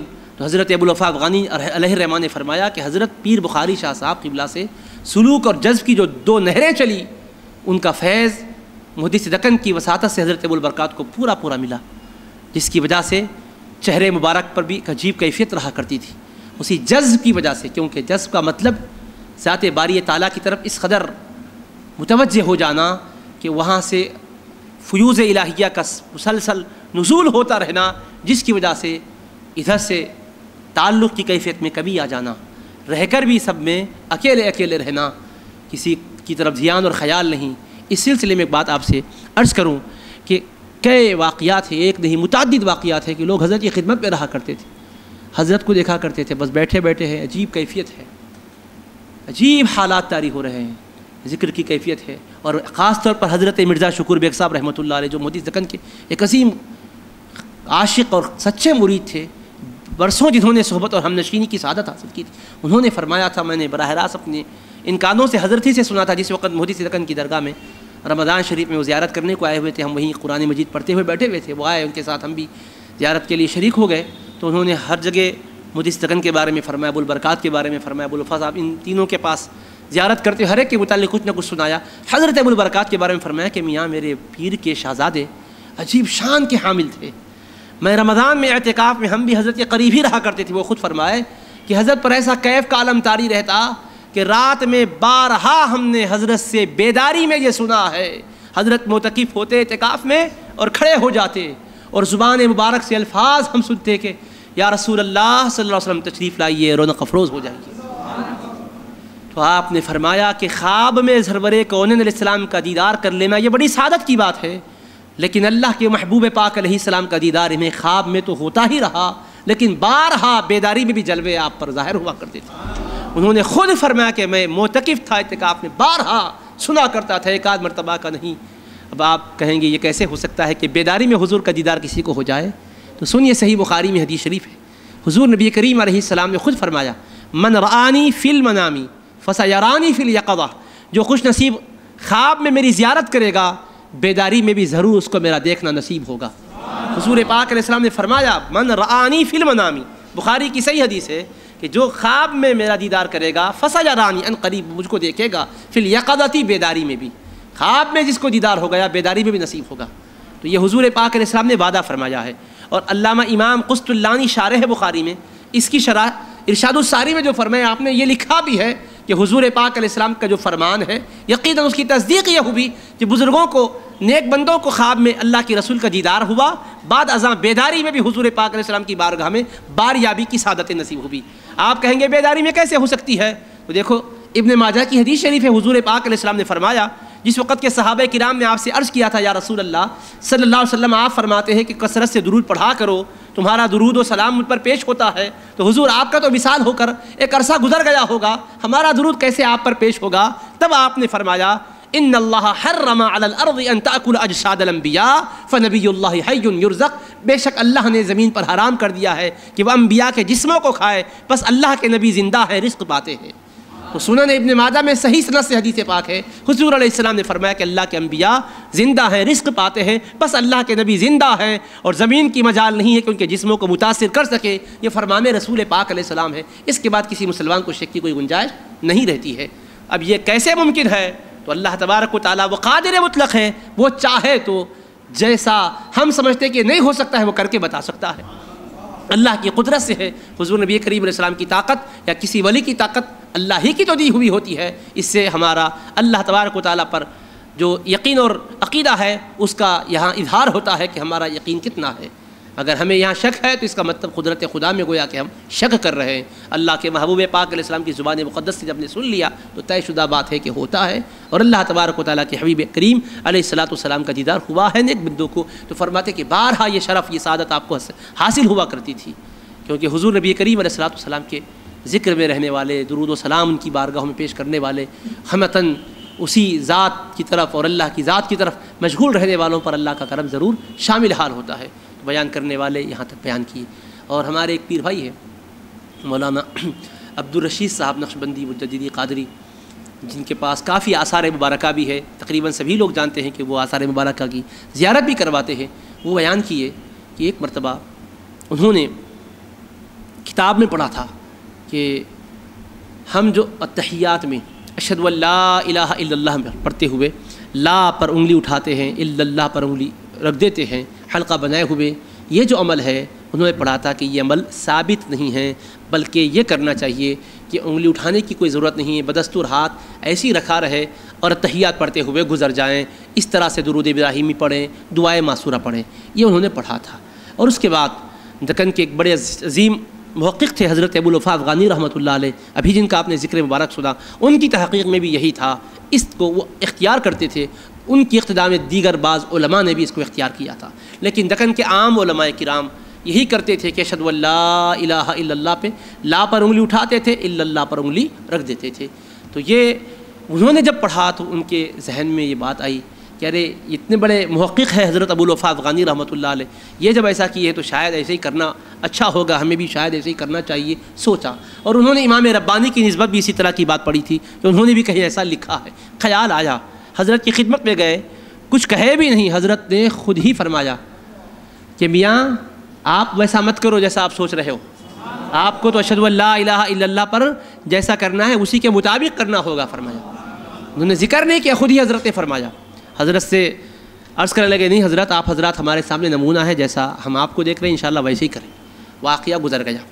اس کے بعد وہ کہتے ہیں کہ ایک جو ہے رسالہ نکلا کرتا تھا ڈائجسٹ اسلامی، اس میں مضامین ہوا کرتے تھے، ایک مرتبہ اس میں نماز حضور پاک علیہ السلام کیسا پڑھا کرتے تھے اس سے متعلق کافی مواد آیا، تو انہوں نے اس رسالے کو پڑھا تو اس میں حدیث شریف بھی پڑھی کہ حضور نبی کریم صلی اللہ علیہ وسلم کا طریقہ مبارک بھی یہ رہا ہے کہ اشہد ان لا الہ الا اللہ کے موقع پر لا کہتے ہوئے انگلی اٹھاتے تھے، الا اللہ جب کہتے تو اس وقت انگلی کو رکھ دیا کرتے تھے۔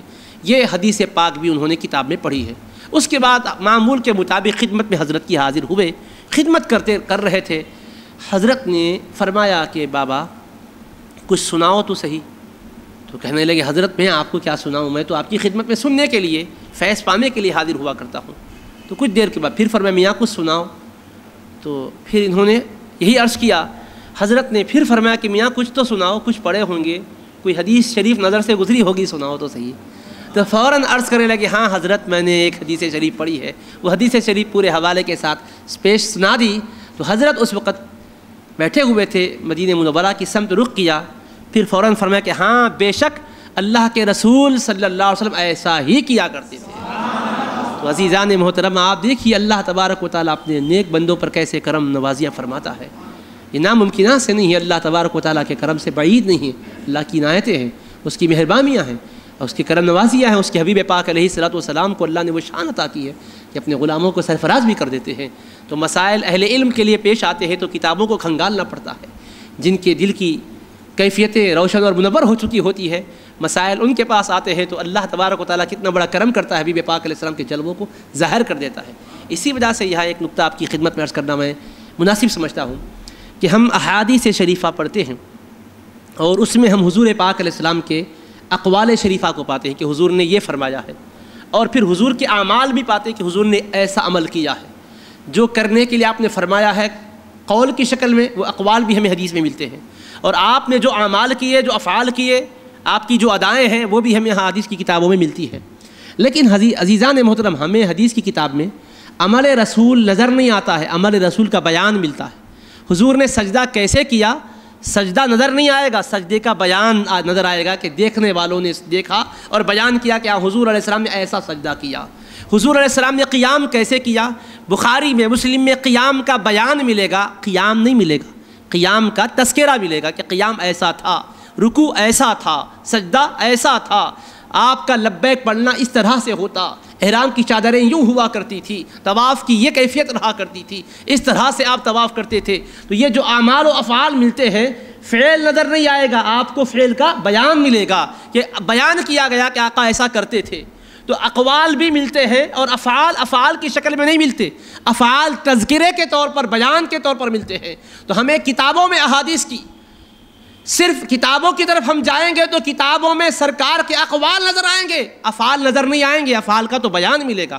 اب اگر کسی کی تمنا ہو کہ وہ فعل رسول کو دیکھے، کسی کی تمنا ہو کہ وہ نماز رسول کو دیکھے، کسی کی آرزو ہو کہ وہ سجدہ رسول کو دیکھے، کسی کی تمنا ہو کہ وہ قیام رسول کو دیکھے، کسی کے دل میں یہ رغبت انگڑائیاں لے رہی ہو کہ وہ حبیب پاک علیہ السلام کے طواف کو دیکھے، کسی کی کیفیت دل میں یہ ہو کہ وہ آقا علیہ السلام کی دعا فرمانے کو دیکھے، وہ حضور پاک کے وقوف عرفات میں کرنے کو دیکھے، تو یہ دیکھنا اگر وہ چاہے گا تو دوستو کتابوں میں حدیث کی وہ فعل نہیں ملے گا، فعل کا بیان ملے گا۔ اور افعال کہاں ملیں گے؟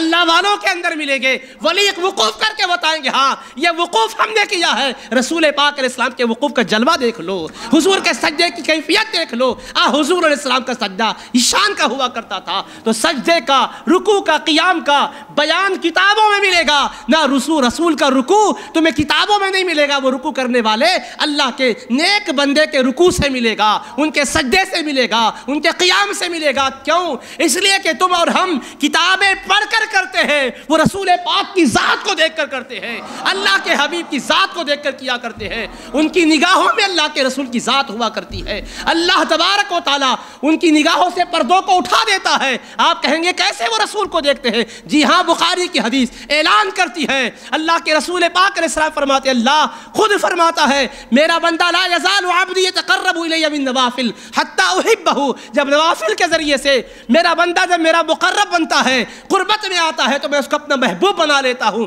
جب اس کو اپنا محبوب بنا لیتا ہوں فکنت سمعہ الذی یسمع بہ وبصرہ الذی یبصر بہ، میں اس کے کان ہو جاتا ہوں جس سے وہ سنتا ہے، آنکھیں ہو جاتا ہوں جس سے وہ دیکھتا ہے۔ تو عزیزان محترم، اب آنکھوں میں اللہ کا جب نور جلوگر ہو جاتا ہے تو حجابات اٹھ جاتے ہیں، جلوے کھل جاتے ہیں۔ جس کے لیے دن و رات جاگ رہا ہے، جس کے لیے محنتیں کر رہا ہے، جس کے لیے ساری کی ساری صعوبتوں کو سہ رہا ہے، لوگ حملے کر رہے ہیں پرواہ نہیں کرتا، طعن و تشنیع کے تیر برسا رہے اس کی طرف التفات نہیں کرتا، صرف رضا رب کی دیکھتا ہے اور حبیب کی دیکھتا ہے۔ اس کے لیے جو اپنے آپ کو وقف کر دیتا ہے، اللہ کی عنایتیں شامل حال ہوتی ہے۔ رحمت للعالمین ایسے غلاموں پر کرم نوازیاں فرماتے ہیں۔ تو اسی لیے ان کی اداؤں میں رسول پاک علیہ السلام کی اداؤں کے جلوے نظر آتے ہیں۔ دیکھو، آپ نے دیکھا حضرت ابوالبرکات علیہ الرحمہ میں کیسے تربیت کی۔ ایک مرید شک میں پڑ گیا کہ کیا کرنا چاہیے، تو حضرت نے اطمینان دلایا۔ پہلے تو ایک دل کی اس کیفیت کو ملاحظہ کر کے ان کی رہبری کر دی، اسی سے اندازہ ہو گیا۔ پھر جب حدیث وہ کتاب چھپنے کے بعد ہر ایک کے مطالعے میں آنا بھی کوئی ضروری نہیں تھا، مگر شبہ ہو رہا تھا، اطمینان کے لیے پہلے حدیث پڑھوا دی، اس کے بعد پھر فعل رسول سے تصدیق بھی پیش کر دی کہ اللہ کے حبیب علیہ السلام نے ایسا ہی فرمایا ہے۔ بے شک حضور علیہ السلام اسی طرح عمل کیا کرتے تھے۔ تو عزیزان محترم، کیا شان، کیا عظمت ہے۔ اللہ سے قربت کی وجہ سے میں بات کو اس لیے جوڑتا ہوں کہ اللہ تعالیٰ سے تعلق کی وجہ سے یہ سب کچھ ہے۔ جب تعلق اللہ تبارک و تعالیٰ سے بندے کا قائم ہوگا تو اسے اندازہ بھی ہوگا۔ آج شک شبہ اس لیے ہو رہا ہے کہ ہم روکھے سوکھے انداز میں معاملات کر رہے ہیں۔ اگر واقعی اس محبت کے ساتھ، اس وارفتگی کی کیفیت کے ساتھ، اس کی رضا کو پانے کے سچے جذبے کے ساتھ اگر ہماری محنتیں ہوں گی تو عزیزان محترم ہماری آنکھیں کھلیں گی اور اندازہ ہوگا کہ کس طرح سے نیک بندوں سے اللہ تبارک و تعالیٰ اپنے بندوں کے کام نکلواتا ہے، کس طرح سے کرم نوازیاں ہوتی ہے۔ ہمارے حضرت ابوالبرکات علیہ رحمت و رضوان کی خدمت بابرکت میں ایک صاحب حاضر ہوئے، ہمارے پیر بھائی تھے، مولوی یاسین صاحب ان کا نام تھا۔ وہ کہتے ہیں کہ میں جب یہ سوچا کہ یقیناً ظاہری علم تو اپنے پاس جو کچھ ہے وہ ہے، باطینی اعتبار سے بھی ہمیں ترقی کرنی چاہیے، کسی اللہ والے کا دامن تھامنا چاہیے۔ اس جستجو میں نکلا، پیر کامل کی تلاش میں نکلا اور سفر کیا، مختلف مقامات کا دورہ کیا، زیارتیں کرتا گیا، خانقاہوں سے ہوتا ہوتا فرماتے ہیں دہلی پہنچا، اور جو کچھ میرے پاس پیسے وغیرہ تھے وہ تقریباً ختم ہو گئے۔ جامع مسجد دہلی میں رک گیا رات میں، وہاں ایک اللہ کے نیک بندے سے ملاقات ہوئی۔ میں نے ان سے کچھ بھی نہیں کہا، انہوں نے میری حالت کو دیکھا اور فرمایا کہ میاں پیر کامل کی تلاش میں پھر رہے ہو، ایک نسخہ ہے بتاتا ہوں، ایک دعا ہے، اس کو پڑھو، 2 رکعت نماز پڑھو اور یہ دعا پڑھو، سو جاؤ، اللہ کی طرف سے کچھ رہبری ہو جائے گی، جس کی طرف رہبری ہو جائے گی ان سے رجوع ہو جاؤ۔ تو یہ کہتے ہیں کہ میں ان کے بتلائے ہوئے اس وظیفے کے مطابق عمل کیا، سو گیا۔ خواب میں جب دیکھا تو کیا دیکھا، حضرت ابوالبرکات سید خلیل اللہ شاہ صاحب قبلہ رحمۃ اللہ علیہ نظر آ رہے ہیں۔ تو یہ کہتے ہیں کہ میں سمجھا نہیں تھا تو حیدرآباد دکن ہی کا باشندہ، لیکن میں اپنے سے نہیں سمجھا تھا۔ جب یہ رہبری ہوئی تو بہت ہی دل میں افسوس کیا کہ کتنے ہم ناقدر شناس ہیں، اپنے علاقوں کے بزرگوں کی ہم نے قدر نہیں کی ہے۔ ہمیں یہاں اتنا پھرنے کے بعد پتہ چلا کہ کتنے عظیم ترین معرفت کے تاجدار ہماری اس سرزمین پر موجود ہیں، اور حقیقت بھی ہے عزیزان محترم، حیدرآباد دکن کی سرزمین کو اہل علم معرفت مردم خیز سرزمین مانتے، یہ اہل علم کی سرزمین ہے، صلاح و فلاح والے بزرگوں کی سرزمین ہے۔ اور ہمارے پاس چونکہ آنکھ نہیں ہے کہ ہم دیکھ سکے، ہم شہرے کی وجہ سے شہرا ہوا تو سمجھتے ہیں کہ سب سے بڑے بزرگ ہے، ایسا نہیں ہے۔ اللہ کے نیک بندوں کو پہچاننے کے لیے ہمارے پاس وہ نظر نہیں ہے، یقیناً سرزمین دکن نے اہل اللہ کو پیش کیا، صالحین کو پیش کیا ہے۔ وہ کہتے ہیں کہ میں سفر کر کے پہنچا، اب چونکہ بڑی شرمندگی محسوس ہو رہی تھی کہ حضرت سے کئی مرتبہ مل چکا تھا، لیکن کبھی ایسا بیعت کرنے کے سلسلے میں نے گزارش نہیں کی تھی۔ اب ندامت کے ساتھ آیا ہوں، وضو کیا اور پیچھے ٹھہرا، ہمت نہیں ہو رہی تھی سامنے جا کر کیسے کہوں، یعنی اپنا ناقدری کرنے والا شخص اب سامنے آ کر کہہ رہا ہے کہ حضرت اپنی غلامی میں لے لیجیے، تو کہتے ہیں کہ میں یہی تصور میں پیچھے کھڑا ہوا تھا، حضرت مڑ کر دیکھے، مسکرا کر فرمایا یاسین صاحب آئیے، آپ مرید ہونا چاہتے ہیں سلسلے میں داخل ہو جائیے۔ آپ دیکھیے کہ حضرت نے ان کے اس قلبی ارادے کو بھی اللہ کی عطا سے جان لیا اور پھر رہبری کی کہ آؤ داخل سلسلہ ہو جاؤ، مسکراتے ہوئے داخل سلسلہ کر لیا۔ پھر وہ زندگی بھر حضرت کی خدمت پہ ہی رہے، ہم نے ان کو دیکھا بڑی خدمت کرتے تھے اپنے شیخ کی، اور بس ہمیشہ ذکر و اذکار میں جو بھی حضرت کے سلسلے سے وابستہ ہوتے، بیعت میں شریک ہوتے، حضرت کی نصیحت یہ ہوا کرتی تھی۔ جب مرید بناتے تو خاص طور پر 3 نصیحتیں کیا کرتے تھے۔ سب سے پہلے فرماتے تھے میاں 5 وقت نماز باجماعت پابندی سے پڑھا کرو۔ لوگ کہتے بھائی مریدی پیری مریدی میں ہوتا کیا ہے؟ کوئی اور چیز نہیں ہے، کوئی الگ چیز نہیں ہے، جو اللہ اس کے رسول علیہ السلام کے احکام ہیں اسی کے مطابق وہ راستہ دکھاتے ہیں اور باقاعدہ طور پہ تربیت فرماتے ہیں۔ 5 وقت نماز باجماعت کی پابندی کروائی جائے، درود شریف پڑھوایا جائے، التزام اور اہتمام کے ساتھ کم از کم 200 مرتبہ دن و رات میں درود پاک پڑھا جائے۔ پھر تیسری وصیت یہ ہوا کرتی تھی کہ اللہ تبارک و تعالیٰ کا ذکر کیا جائے، اللہ کا ذکر۔ عام طور پر زبان سے سارے اذکار ہوتے ہیں، لیکن اس مبارک ذکر کا جب مرحلہ آتا تو زبان سے نہیں دل سے کروایا جاتا تھا۔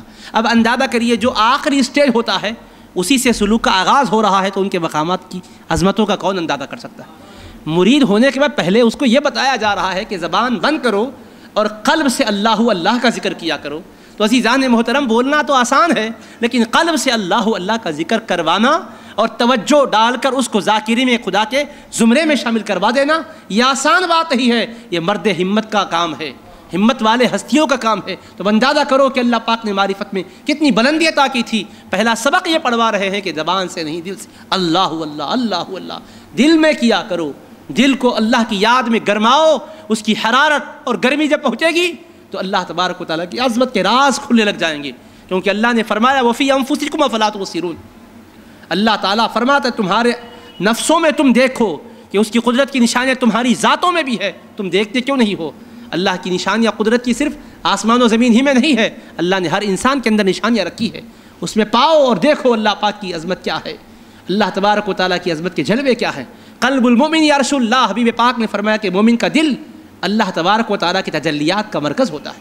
صحیح بخاری میں حدیث پاک ہے، حضور علیہ السلام فرماتے ہیں کہ انسان کے جسم میں گوشت کا ایک لوتھڑا ہے، جب وہ سنور گیا تو جسم سنور جاتا ہے، جب وہ بگڑ گیا تو جسم بگڑ جاتا ہے۔ الا وہی القلب، فرمایا کہ وہ دل ہے کہ جس کے سنورنے سے پورا جسم سنور جاتا ہے۔ تو قلب کو حضور پاک علیہ السلام نے توجہ دی، تو پہلی مرتبہ بیعت کی سعادت حاصل کرنے والے کو یہی نصیحت کی جاتی کہ اللہ کا ذکر کرو، اور اس کے بعد ذکر کرنے والے بنتے تھے۔ ابتدا میں فرماتے تھے کہ عادت نہیں رہنے کی وجہ سے بھول جاتے ہیں، کوئی مذائقہ نہیں، یاد آ جائے اللہ کیا کرو۔ 2 طریقے ہیں اس کے، ایک تو چلتے پھرتے اٹھتے بیٹھتے اللہ دل کی طرف سے کیا کرو، دوسرا یہ ہے کہ باقاعدہ فرصت نکال کر بیٹھو، وقت ملتا نہیں، وقت نکالنا پڑتا ہے، تو وقت نکال کر بیٹھو اور تسبیح و آنکھ بند کرو، اللہ دل سے کیا کرو۔ اور یہ ایسے ذکر کی کیفیتوں سے سرشار بندہ ہوتا، جب یہ پاک صاف ہو جاتا تو پھر دیگر لطائف سے ذکر کی باتیں سکھائی جاتی۔ عزیزان محترم ایسی کیفیت ہوتی کہ حضرت سیدنا ابو الخیر رحمۃ اللہ شاہ صاحب قبلہ نقشبندی مجددی قادری رحمۃ اللہ علیہ، جو محدث دکن کے سب سے اخیر 4تھے نمبر کے صاحبزادے تھے، ان کا حال ہی میں وصال مبارک ہوا، انہوں نے فرمایا تھا کہ والد بزرگوار کے وصال مبارک کے بعد جب حضرت کے بڑے بھائی حضرت ابو البرکات خلیل اللہ شاہ صاحب رحمۃ اللہ تعالی علیہ جانشین ہوئے، ذکر کا حلقہ ہو رہا تھا اور حضرت مریدین پر توجہ دے رہے تھے، تو حضرت فرما رہے تھے، فرمائے میں نے کئی مرتبہ حضرت سے سنا، فرماتے تھے کہ بھائی حضرت جب حلقہ لے رہے تھے تو یوں لگتا تھا کہ دلوں کو پورا پاک و صاف کر رہے ہیں، توجہ کے ذریعے سے دلوں کو جھنجھوڑ رہے ہیں، وساوس و خطرات کو دلوں سے نکال رہے ہیں توجہ باطنی کے ساتھ، کیونکہ شیخ جب توجہ باطن سے دیتا ہے تو قلب کے اوپر عجیب کیفیت ہوتی ہے۔ ہمارے پیر بھائیوں نے بارہا فرمایا ہے کہ جب ذکر کی مجلس سے نکل کر جاتے ابتدا میں تو اندازہ نہیں ہوتا، جب محنت کرتا ہے بندہ اس راستے میں تو اللہ کے ذکر کی برکتیں نصیب ہوتی ہے، جب مجلس سے جب باہر نکلتے تو خود اپنے قلب کی طرف سے ایک عجیب خوشبو محسوس ہوتی تھی، دل سے ایسا احساس آتا تھا کہ واقعی ایک مہک ہے کہ ایک فضا کو معطر کر رہی ہے، عجیب کیفیت ہوتی تھی۔ تو عزیزان محترم، دن و رات اللہ کے ذکر میں بندگان خدا کو لگا دینا۔ بندے ان کی طرف گئے تو انہوں نے اپنے سے جوڑا نہیں، خدا سے جوڑا ہے۔ وابستگی کسی سے اس لیے نہیں ہوتی ہے کہ صرف اسی کے ارد گرد گھومتے رہیں، یہ اس لیے ہوتی ہے کہ وہ اس کے پاس آنے والوں کو خدا کی بارگاہ میں جوڑے، رسول پاک علیہ السلام کی بارگاہ میں جوڑے۔ یہ مطلب نہیں ہے کہ خالی بس دنیاوی اعتبار سے ہم بھی خوش رہیں، وہ بھی خوش رہیں، نہ تو رب سے تعلق قائم ہو، نہ رسول پاک علیہ السلام سے تعلق قائم ہو، نہ زندگی میں کوئی انقلاب آئے، نہ طاعتوں سے معمور زندگی مل جائے، بس دنیا چل رہی ہے۔ یہ نہیں تھا معاملہ، بالکل اللہ کی رضا، اللہ تبارک و تعالیٰ سے تعلق قائم ہو جائے، اس کے لیے محنت کی جاتی تھی، توجہ دلوائی جاتی تھی، تھوڑی سی بھی کوئی غفلت کرتا تو متوجہ کرتے تھے۔ حضرت کی مسجد میں ہم رہتے تھے، چونکہ ہمارا طالب علمی کا زمانہ تھا، حضرت عصر کے بعد بیٹھتے تھے اور مریدین سامنے تسبیح لے کر ذکر میں مشغول ہوتے تھے، مسجد کے پیچھے کے حصے میں ذکر نہیں کرنے والے بیٹھے ہوئے رہتے تھے۔ ایسے ہی اگر کوئی ذکر نہیں کر کے باتیں اگر کر رہا ہوتا، حضرت کا طریقہ کار سمجھانے کا بڑا حکیمانہ ہوتا تھا، کلمات کے ذریعے سے نہیں، اداؤں سے سمجھایا کرتے تھے۔ اگر کوئی پیچھے ذکر کر رہا ہوتا بیٹھ کر تو مسکراتے ہوئے دیکھتے تھے، تو مسکرانے کا انداز بتا تھا کہ تم جو کام کر رہے ہو اس کو کرتے رہو۔ اگر کوئی ادھر ادھر کی بات کرتا اور بالکل آہستہ سے، اس طرح سے کہ ادھر آواز نہ پہنچے، بالکل دور بیٹھ کے کرتا، حضرت سامنے ہوتے تو عزیزان محترم سمجھانے کا انداز ایسا ہوتا، مڑ کر خالی دیکھتے اور آنکھوں کے انداز سے سمجھتا کہ حضرت مجھ کو تنبیہ کر رہے ہیں۔ دل آزاری کا انداز نہیں تھا، بلکہ دل بستگی کرتے ہوئے، دلداری کرتے ہوئے بڑی حکمت کے ساتھ ہدایت دیا کرتے تھے، بڑی حکمت کے ساتھ ہدایت دیا کرتے تھے۔ ایک مرتبہ ایسا ہوا، ایک صاحب آئے اور ادھر ادھر کی باتوں میں، غف شپ میں مصروف ہو گئے، مسجد میں آواز بلند ہونے لگی۔ حضرت ان کو سمجھانا چاہ رہے تھے، اور ہمارے حبیب پاک علیہ السلام کی سمجھانے کا طریقہ کیا ہے آپ نے احادیث کریمہ میں بارہا سنا، اگر کسی سے غلطی ہوتی تو سب میں اس کو اٹھا کر نصیحت نہیں فرماتے تھے، بلکہ عمومی صیغے میں نصیحت فرماتے تھے۔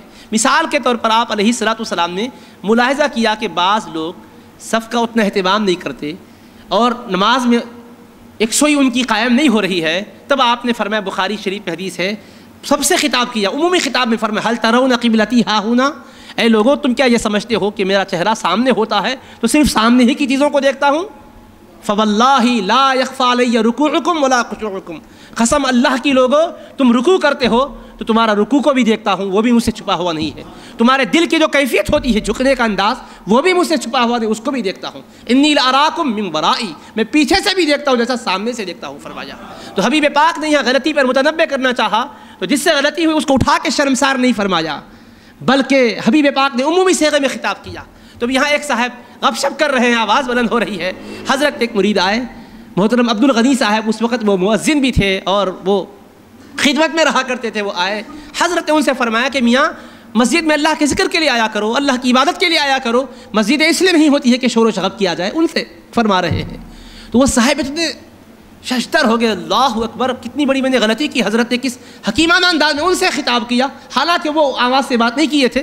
فرمانے لگے یہ کیا ہے کہ خدا کے گھر کا احترام نہیں ہے، اللہ کے گھر کا احترام ہونا چاہیے۔ بڑے حکیمانہ انداز میں سمجھایا، وہ صاحب اپنی درستگی کر لیے، کہنے لگے واقعتاً غلطی تو میرے سے ہوئی تھی، مجھے اپنی اصلاح کر لینی چاہیے، یہ انداز تھا اصلاح کرنے کا۔ ایک مرتبہ ایک مرید نے نصیحت کی خواہش کی، حضور کوئی نصیحت فرمائیے، تو حضرت نے نصیحت میں کیا کیا، ایک شعر فرمایا فارسی کا، گر کسے در راہ من خارے نہد من گل برم، او سزائے خار یابد من جزائے گل برم۔ اس سے ایک صوفی کا مشرب معلوم ہوتا ہے، ایک عارف باللہ کا مزاج معلوم ہوتا ہے، اللہ کے بندوں کو اللہ سے جوڑنے والے کے ذہن کی کیفیت کا اندازہ ہوتا ہے، اس کا مسلک اور مشرب کیا ہے، اس کا منہج اور طریقہ کیا ہے، وہ کس طرح بندگان خدا کے ساتھ معاملہ کرے، یہ اس کا اندازہ ہوتا ہے۔ آپ نے اس مرید سے فرمایا دیکھو یہ شعر کو حرز جام بنا لو۔ کیا شعر تھا؟ گر کسے در راہ من خارے نہد من گل برم، اگر کوئی میرے راستے میں کانٹوں کو بچھاتا ہے تو میں پھولوں کو بچھاؤں گا، اگر کوئی میری راہ میں کانٹوں کو بچھاتا ہے تو میں پھولوں کو بچھاؤں گا، او سزائے خار یابد من جزائے گل برم، وہ کانٹوں کو بچھانے والا کانٹوں کو بچھانے کی سزا پائے گا اور تم پھولوں کو نچھاور کرو، پھولوں کو نچھاور کرنے کی وجہ سے تمہیں صلہ اور انعام ملے گا۔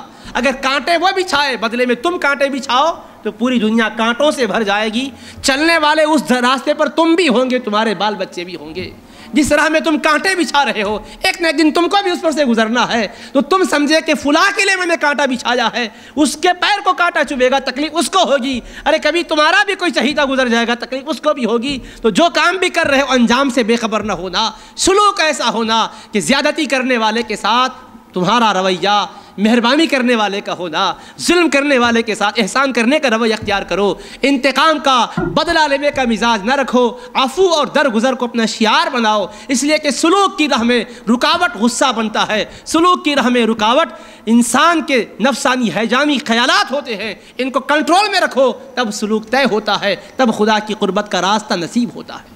یوں نصیحت فرمائی ہے۔ اور حضرت کے حجرہ مبارکہ میں یہ شعر لکھا ہوا تھا، دنیا سے ایک انسان کا تعلق کیسا ہونا چاہیے۔ آج دنیا کی فکریں ہمیں اللہ کی یاد سے غافل کر رہی ہے۔ شعر کیا تھا؟ فکر ماں درکار ماں آزار ماں کار ساز ماں بساز کار ماں، فکر ماں درکار ماں آزار ماں، اپنے کاموں میں اپنی فکریں خود اپنے لیے تکلیف کا باعث بنتی ہے۔ میرا کام نہیں بنا، میں فکر کر رہا ہوں، میرا وہ معاملہ پھنس گیا، میں فکر کر رہا ہوں۔ تو فرمائے کہ جو اپنے کاموں میں خود ہم فکر کر رہے ہیں اور فکر میں اتنے کھو گئے کہ ذکر سے غافل ہو گئے، ہمارا کام فکر کرنا نہیں ہے، رب کا ذکر کرنا ہے۔ اور ہم جب فکر کرنا چھوڑ دیں گے اپنے معاملات کی، ذکر کو اختیار کریں گے، اس کی راہ پر چلنے والے بن جائیں گے، تو جو راہ میں رکاوٹیں آ رہی ہیں، کار سازے ماں بسازے کارے ماں، ہمارے کام بنانے والا کام بناتا رہے گا، کام بنتے رہیں گے، تم بنانے کی فکر میں رہو گے، صبح و شام اٹھتے ہی یہ خیال آئے گا کہ یہ کام بگڑ گیا، بنانا ہے، سوتے وقت یہی خیال آئے گا کہ یہ کام بگڑا ہوا ہے، بنانا ہے۔ ان کو نمٹنے میں صبح و شام تم اتنے مصروف ہو جاؤ گے، آخرت کی تیاری کا خیال نہیں رہے گا، سو جاؤ گے خیال بھی وہی آئے گا، بڑبڑ کرو گے دیوانوں کی طرح، تو وہی کاروبار کی بڑبڑ ہو رہی ہے، وہی معاملات ہے، وہی لین دین ہے، وہی دنیا داریاں ہے۔ فرمایا کہ فکر ماں درکار ماں آزار ماں، اپنے کاموں میں خود اپنی فکریں اپنے لیے نقصان دہ ہوتی ہے۔ کار ساز ماں بسازے کار ماں، کام بنانے والا کام بنانے میں ہے، اس کا کام بناؤ، بندوں کے بگڑے ہوئے کاموں کو بنانا وہ رب کا کام ہے، اس کے کام کی فکر مت کرو، اپنے کو جو کام دیا گیا اس کی فکر میں رہو، اپنے معاملات کو پاکیزہ بنانے کی جستجو میں رہو، اس طرح سے قرب الہی کا راستہ طے ہوتا ہے۔ دیکھیے آپ کیسی تعلیمات ہیں، کیسی پیاری پیاری باتیں ہیں، کیسی ہدایتیں ہیں۔ اللہ تبارک و تعالیٰ کے بندے جب آتے تو کس طرح سے فیض پاتے تھے۔ حضرت گلبرگہ شریف کے ایک مفتی ہے جن کا نام مفتی سید عبدالرشید صاحب قادری مدد اللہ العالی ہے، جو دارالعلوم دینیہ بارگاہ بندہ نواز کے صدر مدرس ہے۔ انہوں نے ایک مرتبہ ہمارے حضرت کا ایک واقعہ سنایا تھا، کیونکہ واڑی جنکشن واڑی گلبرگہ شریف سے قریب ہی ہے، تو وہاں ایک جامع مسجد واڑی کے صدر محترم تھے، انہوں نے اپنے ایک بھتیجے کو پال لیا تھا۔ وہ بھتیجا ان کی خدمت میں رہا کرتا تھا، وہ پرورش کرتے تھے۔ ایک مرتبہ ہوا یہ کہ یہ گرما کے موسم میں باہر سو رہے تھے، بچہ بھی باہر سو رہا تھا، لانڈگا آیا اور بچے کو کاٹا، جس کی وجہ سے اس کی طبیعت خراب ہو گئی اور اتنا متاثر، اتنا پریشان ہو گیا، جہاں جا رہا ہے کہیں علاج ہی نہیں ہو رہا، ہر طرف پھرتے رہے۔ اس کے بعد خیال آیا، ارے میں ہر جگہ پھر رہا ہوں، ہر جگہ سے مایوسی مل رہی ہے، میرے پیر و مرشد رہتے ہیں حضرت سیدی ابو البرکات خلیل اللہ شاہ قبلہ رحمۃ اللہ علیہ کے مرید تھے، وہ رہتے ہیں، ان کی خدمت پہ جا کر میں اپنا یہ بچے کا معاملہ پیش کروں۔ ان کو لے کر پہنچے، ٹرین سے آئے، صبح فجر کی نماز کے بعد اشراق تک حضرت مراقبے میں ذکر میں رہتے تھے، چراغ کے بعد پھر دولت قدے کو آتے تھے، پھر اس کے بعد ناشتہ کر کے پھر محدث دکن کی درگاہ شریف میں آتے تھے، پھر وہاں گھنٹہ 2 گھنٹے مراقبہ کرتے تھے، پھر اس کے بعد گھر لوٹتے تھے۔ تو حضرت کے معمول کے مطابق حضرت گھر پہنچے تھے، چراغ کے بعد یہ آئے، بچے کو لے کر آئے، دستک دیے، حضرت باہر نکلے۔ حضرت کا چہرہ جب بچہ دیکھا تو پلٹ کر وہ ہیبت کے مارے بھاگ گیا۔ اب یہ داخل ہوئے، حضرت سے گفتگو کر رہے ہیں، حضرت فرمایا کیا بات، کیسے آنا ہوا؟ تو کہنے لگے حضرت ایسا قصہ ہو گیا، بچہ جو ہے پریشان ہے، ہر جگہ جا کر مایوسی ہوئی ہے، اس کا معاملہ بڑا پیچیدہ ہو چکا ہے، بہت پریشان ہوں۔ حضرت نے فرمایا خیر فکر کی بات نہیں۔ اب بچے کو ڈھونڈ رہے، بچہ ہی نظر نہیں آ رہا جس کے لیے آئے تھے، باہر گیا، جب آتا 15 منٹ کے بعد وہ آیا۔ جیسے ہی آیا اس سے پوچھے میاں تم کہاں چلے گئے تھے؟ اس نے کہا حقیقت میں میرا حال عجیب تھا، حضرت کو جب دیکھا دروازہ کھول کر برآمد ہوئے تو ایسا لگ رہا تھا، حقیقت میں نے یہ دیکھا کہ حضرت کے بازو کوئی شیر ہے، اس کو جب دیکھا تو میں تاب نہیں لا سکا، اس لیے ہیبت کے مارے بھاگ گیا اور پھر قضاء حاجت کر کے میں اب صاف ستھری حالت میں آیا ہوں۔ تو وہ جو حضرت کی پہلی ملاقات تھی، وہ کیا اس پر آسیبی بلا آئی تھی، وہ اندازہ ان کو تھا جن پر بلا تھی۔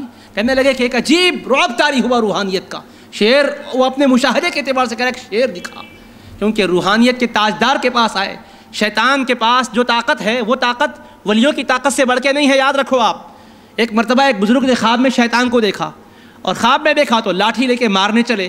تو شیطان خواب میں ہی بولا جی حضرت یہ لاٹھی سے مجھ پر کوئی مار نہیں پڑتی، سمجھو آپ، اس سے میں ڈرتا نہیں ہوں تمہاری لاٹھی اور عصا سے. تو پھر اس سے پوچھا اے ملعون کس سے تو ڈرتا ہے؟ تو اس نے کہا جو اللہ کی معرفت رکھنے والا نیک بندہ ہوتا ہے اس کے دل کے آسمان سے جو معرفت کا سورج نکلتا ہے اس کی شعاعوں سے مجھے ڈر لگتا ہے. یعنی وہ اللہ کا ولی، اللہ کی یاد میں مصروف رہنے والا، جس کے دل کے آسمان سے سورج نکلتا ہے معرفت کا، تو اس کی جو کرنیں ہوتی ہیں ان کرنوں کی تاب نہیں لا سکتا، میں بھاگ جاتا ہوں. تو عزیزان محترم یہی معاملہ ہوا. وہ آیا تھا متاثر بچہ، جو ہی دیکھا معرفت کے تاجدار کو دیکھا، ایسی اس کے اوپر کیفیت طاری ہوئی کہ تاب نہیں لا سکا، چلا گیا. بس جانا ہی کیا تھا، اس کی طبیعت اچھی ہو گئی، ہمیشہ کے لیے صحت مند ہو گئی. آج بھی وہ زندہ ہے، بچہ صحت مند ہے الحمدللہ. اس طرح کے ایک نہیں متعدد واقعات. ایک ہمارے پیر بھائی ہے، صابر بھائی ہے، یہ حیدرآباد میں رہتے ہیں، حضرت کی بڑی خدمت میں رہا کرتے تھے. ایک مرتبہ ان کے شاگرد سخت بیمار ہو گئے اور طبیعت بہت خراب ہو گئی. وہ پریشانی میں پوچھنے لگے کہ کیا کرنا چاہیے. تو کہا میرے شیخ ہے ان کی خدمت میں چلو. تو ایک رکشے میں لے کر آ رہے تھے، رکشے میں لے کر آئے تو اتفاق سے جو رکشے میں بٹھا کے لا رہے تھے رکشہ آگے گیا، پنکچر ہو گیا. پھر اس کے بعد دوسرا رکشہ لے کے اس میں بیٹھے تو تھوڑی دیر کے بعد وہ بھی پنکچر ہو گیا. اب حالت ایسی حضرت تک پہنچنے نہیں دے رہا ہوں، پریشانیوں کی کیفیت میں آ گئے. خیر کسی طرح ہمت کر کے لائے، حضرت کی خدمت میں لا کر کہنے لگے حضرت ایسا ایسا معاملہ ہے. حضرت نے پڑھنے کے لیے کچھ دیا. وہ کہتے ہیں کہ آج بھی الحمدللہ وہ صحت مند ہے. تو ظاہری باطنی جو مشکلات ہوا کرتی تھی اللہ کے کرم سے بندوں کی مشکلات کو دور کیا کرتے تھے. عزیزان محترم یہ جو کچھ عرض کیا گیا یوں سمجھیے یہ قصہ لطیف ابھی ناتمام ہے.